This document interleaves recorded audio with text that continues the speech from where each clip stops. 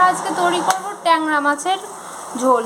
আসলে এত গরম তো, তাই হালকা পাতলা যদি ট্যাংরা মাছের ঝোল করা যায় তাহলে শরীরের পক্ষেও ভালো হবে, স্বাস্থ্যটাও ভালো থাকবে।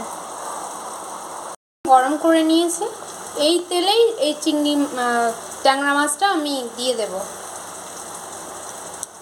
আর তেল আমরা কমই ইউজ করছি, কারণ হালকা পাতলা হবে তো এই ট্যাংরা মাছটা। ট্যাংরা মাছটা আমরা ভালো করে ভেজে নেবো। কড়াইতে দিয়ে দিলাম, না হালকা করেই ভাজতে হবে, বেশি কড়া করে ভাজলে এই মাছগুলো মানে পুষ্টিগুণ নষ্ট হয়ে যায়। এই জন্য আমরা হালকা হালকাই ভেজে নেব। মাছগুলো ভাজা হয়ে গেছে, আমরা এই মাছগুলো তুলে নেব। মাছগুলো আমরা তুলে নিয়েছি। এই আলুগুলো আমরা হালকা হালকা করে ভেজে নেব, যাতে হালকা করে ভাজবো, কারণ সেদ্ধটা যাতে ভালো হয়। বেশি আবার ভাজলে এই আলুটা সেদ্ধ হয় না। দিয়ে দিলাম জিরে তেজপাতা।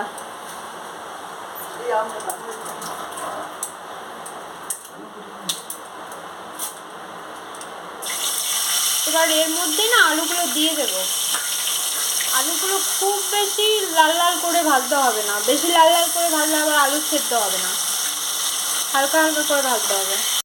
এরকম টাইপের আলুটা ভেজে নিতে হবে। এরপরে আমরা মশলা দেব, আর নিশ্চয়ই সিলে বাটা মশলাটাই ইউজ করব, কারণ আমরা সিলে বাটা মশলা ছাড়া ইউজ করি না। আপনারা গুঁড়ো মশলাও ইউজ করতে পারেন। একটু সামান্য হলুদ দিয়ে দিলাম, একটু বাটা মশলা জিরা, ধনে, শুকনো লঙ্কা, তেজপাতা সব একসাথে বাটা। এবার এগুলো ভালো করে কষিয়ে নিতে হবে। যত বেশি কষাবেন তত রান্নার টেস্ট গুণ বাড়বে। আমাদের এই আলুগুলো কষানো হয়ে গেছে। আর আপনারা না গরম জল ইউজ করবেন রান্নাতে, তাহলে রান্না না খুব ভালো হবে আর খেতেও ভালো লাগবে। যাতে টমেটোতে না রান্নার টেস্টটা আরও বেশি দ্বিগুণ হয়ে যায়, তো এই জন্য টমেটো ইউজ করছি। এখন গরম জলটা দিয়ে দিচ্ছি, তাতে ঝোলের স্বাদ গুণ বেড়ে যাবে। এবার এই ঝোলটা ফুটবে, তারপর মাছগুলো দিয়ে দেবো।